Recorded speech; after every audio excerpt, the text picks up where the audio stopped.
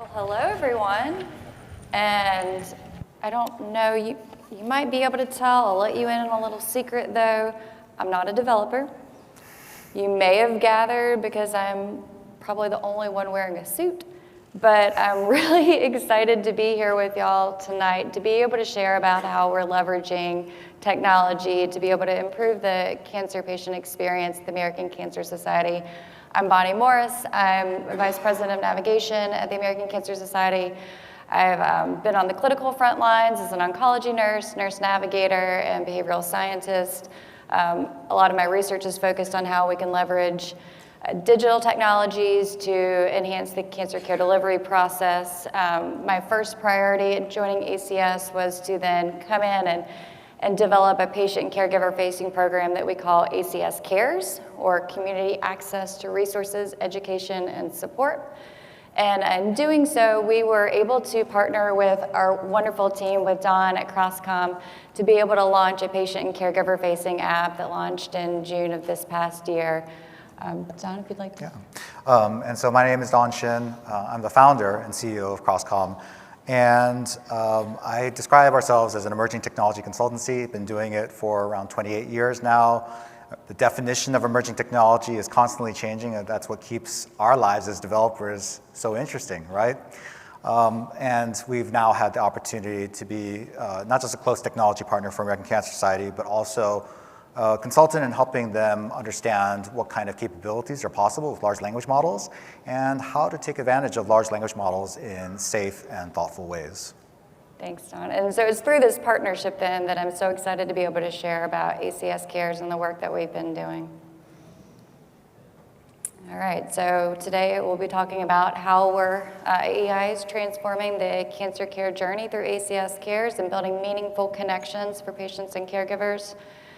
And I'll start with just pointing out a stark fact. So 18 million cancer survivors in the US. So this is your father, your mother, this could be you. This is, cancer hits home in so many ways. And so what we're thinking about is how can we make that experience just a little bit better, the quality of life, the journey a little bit easier. I know, so I'm from a community where the cancer death rate is significantly higher than the average national across the US. And by the time I was in 7th grade, I just kept looking around like, this is not okay. Why are so many of my family members, community members dying of cancer? And it was largely due to access to care and having an insulated community where we continue to perpetuate this fear of cancer and that cancer is a death sentence. And so what I see is now with being able to leverage technology, even in more geographically distributed communities, we're able to reach people. We're able to make that meaningful connection to then be able to change that narrative. And so I'll start first with introducing you to a few people. The first is Joe. He is recently retired. He's in the process of then transitioning over to what it's like to be retired after being full-time employed. He's married with children who are adults and live out of state and was diagnosed with prostate cancer. So he's wondering, where do I even start? What treatment, what are my treatment options? What should I ask my doctor? How am I going to talk with my wife about this? All things that are typical, very common feelings as someone's processing a cancer diagnosis, and then also trying to balance being, protecting their loved ones and thinking about what am I going to do? How am I going to manage this on my own, but not put the weight and the burden of this on my loved ones? I know it'll just make her worry. It's a very common thing that we hear. And next, I want you to meet Alicia. Alicia is mom to baby Amara and 8-year-old Jada. She lives in a rural area. She loves it. They love living where they live, but they do then live further away from family, from health care, and was recently diagnosed with breast cancer. And so she's thinking, what about Jada and Amara? How am I going to talk with them about it? How will I tell them? Will they get it?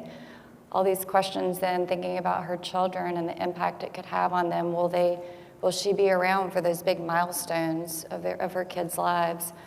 And then also thinking about just the logistics of it. So what, when I have to have surgery, where will I stay? The cancer center is so far away. What am I going to do for, being able to, with childcare? Very real concerns that then folks that are balancing parental responsibilities and also going through cancer treatment are having to consider.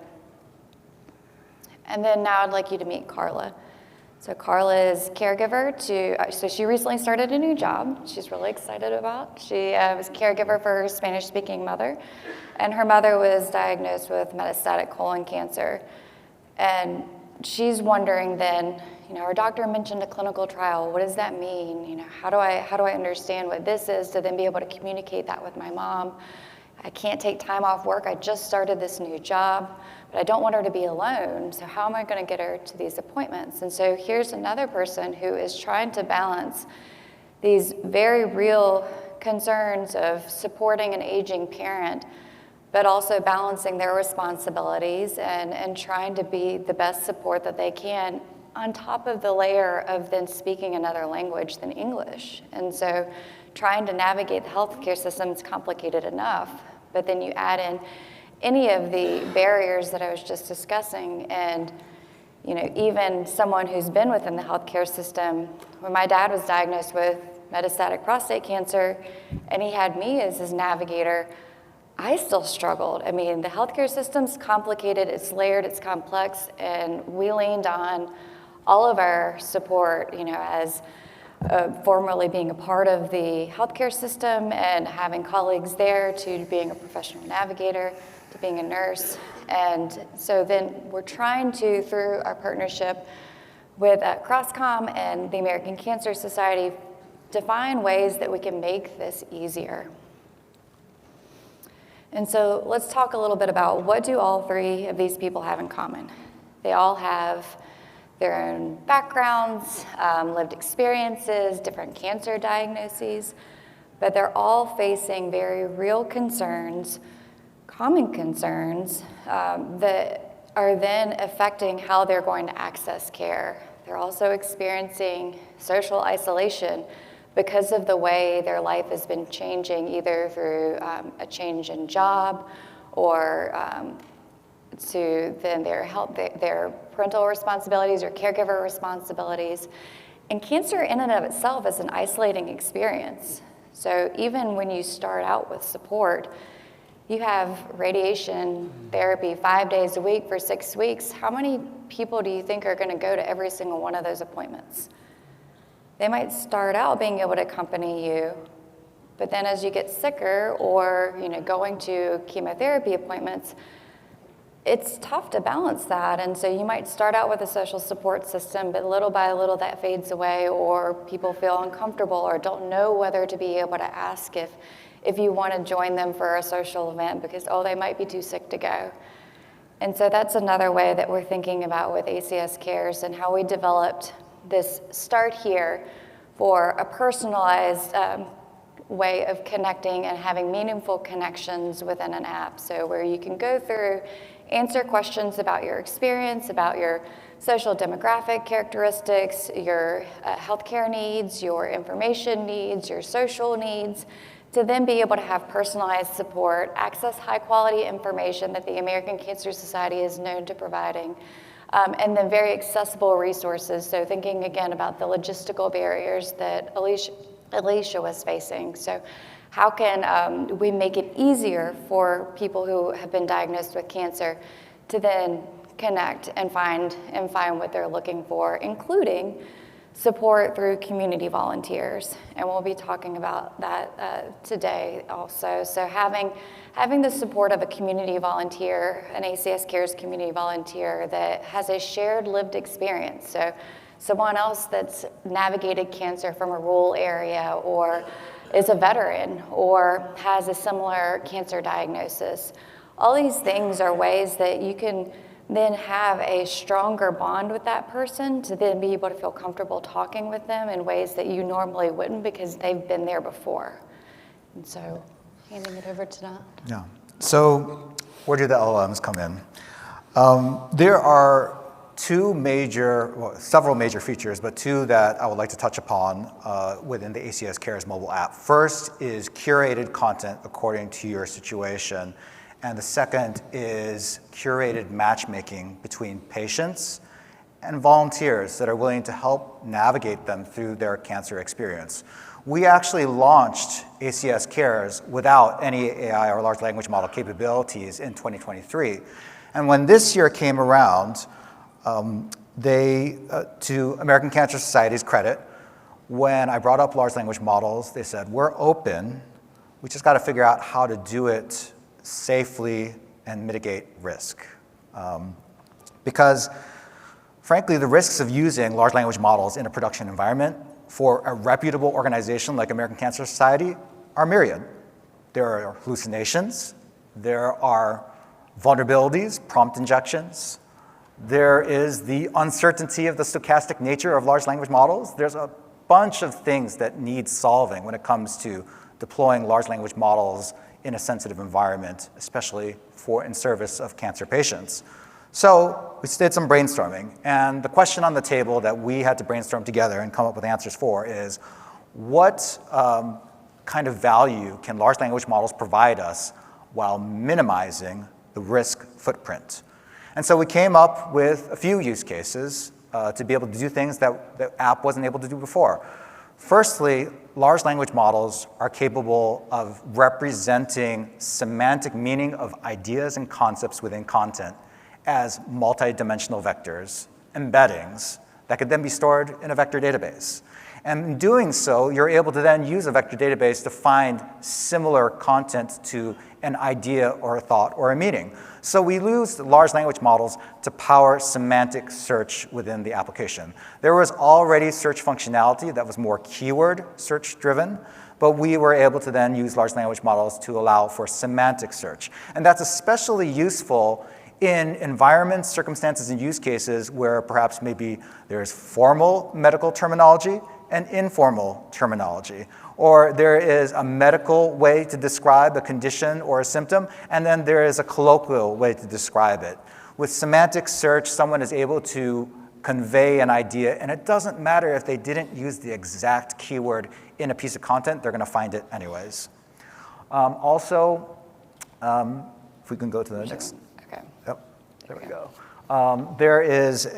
Should be an animated screenshot, although it's not animating. But there was a related links tab that dynamically provides people with recommendations of content that is semantically related to the content they're currently consuming. That is done maintenance-free, doesn't require any categorization or any kind of labeling of the content by the ACS Cares staff. The large language model and semantic search is able to recommend related content to their interest automatically and dynamically. The other really interesting feature that we were able to use semantic similarity for was the matchmaking. As I mentioned, we launched ACS Cares without any kind of LLM functionality, but the matchmaking at the time of launch was all rules-based. So if you were a prostate cancer patient, you could ask for a prostate cancer volunteer to help you in your cancer journey. If you were male, you could potentially ask for a male, or if you had any other preferences, you could do so according to a drop-down list of rules. Very rules-based, very deterministic. Well, what we decided to do was execute a simultaneous search based upon the semantic similarity of their backdrop and their life story. So can you imagine if someone went through very, very unique circumstances that were particular to their life situation, they could potentially get matched up with someone who just coincidentally within the volunteer pool happened to have gone through a similar life journey or a similar circumstance and help them navigate through that. So we were able to use large language models to basically translate their backdrop and their life story, which we all prompt users both on the patient and on the volunteer side to share, and then to matchmake based upon that similarity as well. Okay. So now let's circle back to Joe. So if you recall, Joe was diagnosed with prostate cancer. He was worried about being able to share this diagnosis with his wife, Marcy, worried that it was going to be a lot for her while he's also still processing the diagnosis himself. So he decides to log in to ACS Cares, the app, and go to the community volunteer section that Dawn was just talking about. He's able to then select different matching characteristics, but also describe what his story is and where he's coming from and his background and how it led him to the app. And then he's able to match with volunteers who have a similar cultural background, similar experience. As you can see here, we have Bob and we have Peter, who had a similar prostate cancer journey. And so Joe decides to match with Bob, who then, they start chatting and they realize, they have a very similar, this was actually a really good match, that they were able to then immediately start developing a bond. Joe recognized that Bob had previously had similar experiences. He feels more open and able to connect in a way that, he might not have felt comfortable talking about with his wife or with his doctor even, because, how do you even go about approaching, I like to think I'm approachable in the clinic setting, but, maybe he doesn't want to talk with me about his concerns around sexual side effects. So he is able to then connect with Bob and be able to talk through. But then recognizing that Bob is able to share his experience and how, as he's gone through the cancer journey, these are the things that he's encountered, and this is how he's come out stronger for it. But now, if we think about the counterfactual, what would it have been like if Joe hadn't had this very meaningful connection? Maybe he didn't match with someone, or he didn't pursue a match at all, and now he remains closed off. He doesn't talk about his diagnosis with his wife. He doesn't talk about his concerns with his healthcare provider. He doesn't then know enough about his treatment to anticipate the side effects, and later he comes to regret his side effects, regret the treatment choice that he has, or even have marital concerns because of, and we see this unfortunately so often, the high divorce rate after a cancer diagnosis and the communication challenges that have occurred. And so all these things that compound that could have been addressed had he found that connection. And we can touch on Alicia and Carla as well, who also had similar experiences in matching with a community volunteer. Alicia is able to talk with another mom who had navigated cancer with young kids and what it was like and how she talked about it, approached the subject with her kids, how she was able to connect to resources to help with transportation and short-term lodging as she pursued her treatment. And then Carla was able to connect with someone who also spoke Spanish and was able to help guide her to Spanish resources to be able to give to her mom as she's navigating on her behalf. And so all of these ways that we're able to then promote a meaningful connection to then bring everyone back and have a better cancer experience, feeling like they're less alone, feeling like they're talking with someone who truly gets it, to then be able to take that next step forward. So we're just getting started at integrating large language model capabilities. You might all be thinking, well, Dawn, semantic search, it's not even RAG, retrieval augmented generation. Well, in this case, starting off with less is more was the right way to go because we were able to build trust and also gain experience and integrate with the culture of American Cancer Society, where they became more comfortable with leveraging large language model capabilities. The kind of things that we're exploring now go beyond just the semantic similarity search. If you go to the next. And they're spurred by a question that was originally on the table when we first started brainstorming with American Cancer Society. What is possible or can be done better when computers can feel more human? And several possibilities we're now exploring without necessarily providing a formal roadmap because that can't be disclosed, but just to explore what would it look like if we could potentially use large language models to drive question prompt lists or to provide coaching to patients on how to better ask questions of their doctor. How can we use large language models to detect changes in sentiment, perhaps maybe in conversations between patients and volunteers, or even patients with American Cancer Society, and respond to that proactively instead of waiting for that to become a bigger problem? How can chatbots actually have a longer-term memory so they understand the journey from start to finish in a longitudinal manner and are able to provide better patient support and care based upon that long-term memory, which is now becoming increasingly possible with the large context windows of the latest generation of large language models? And finally, with the advent of the agentic era, AI agents, how could we potentially use AI agents to help patients make decisions on how to best leverage the free resources that American Cancer Society provides to these patients? Resources like free lodging and making a reservation for that free lodging, or potentially booking rides to their healthcare provider, or just understanding better what their options are and what kind of public information is changing, or what kind of new clinical trials are made available for a cancer patient. So those are all options that are now on the table now that we've taken these first steps. And I hope it's something that can get you all super excited about seeing large language models for the support of positive impact as well. I mentioned that I'm an emerging technology consultant, and I would have to say flat out that of all the technologies I've seen, the advent of the World Wide Web, Netscape, mobile apps on iOS, Android, wearables, augmented and virtual reality, edge computing, and IoT devices, I would have to say that large language models are the technology that gets me most excited. But frankly, I'm also a little bit scared, because with every new technology, we've also seen a lot of ugly things come as well. With mobile apps, I've built countless numbers of mobile apps, but we now see our kids using mobile apps like crazy. And with every technology, there are pros and cons.